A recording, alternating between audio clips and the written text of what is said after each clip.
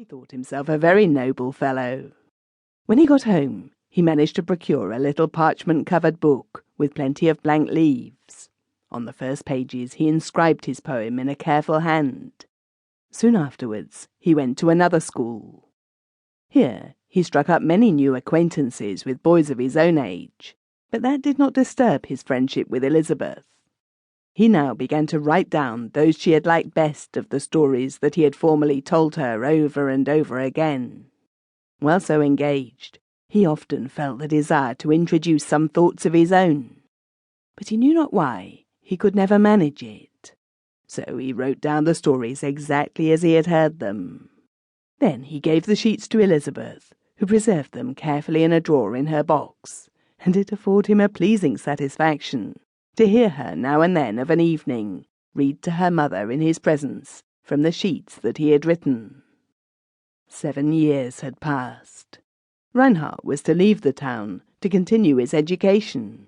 Elisabeth could not reconcile herself to the thought that a time was now coming when she would be quite without Reinhardt.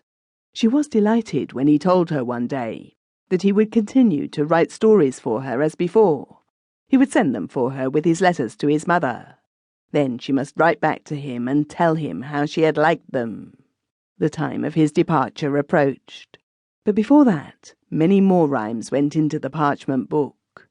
This alone was a secret from Elisabeth, although she was the occasion of the whole book, and of most of the poems, which by degrees had filled nearly half of its blank pages. It was June. Reinhardt was to set out the next day. His friends wished to have a last festivity together before he went, so a large picnic party was arranged to one of the woods near at hand. The hour's journey to the edge of the wood was made in carriages. Then they took down the provision baskets and walked on further. First, a fir plantation had to be traversed. It was cool and shady, and the ground was all strewn with the fine needles. After half an hour's ramble, they came out of the darkness of the firs into a green beech wood. Here all was light and verdure. In places a sunbeam broke through the leafy branches. A squirrel sprang from bough to bough above their heads. At a place over which the crowns of the ancient beeches grew together to form a transparent vault of foliage, the party made a halt. Elisabeth's mother opened one of the baskets. An old gentleman constituted himself master of ceremonies. "All come round about me, you youngsters," he cried, "and pay strict attention to what I have to tell you. Each of you will now get 2 dry rolls for breakfast. The butter has been left behind, so you must seek a relish for yourselves. There are plenty of strawberries in the wood. Plenty, that is to say, for those who know where to find them.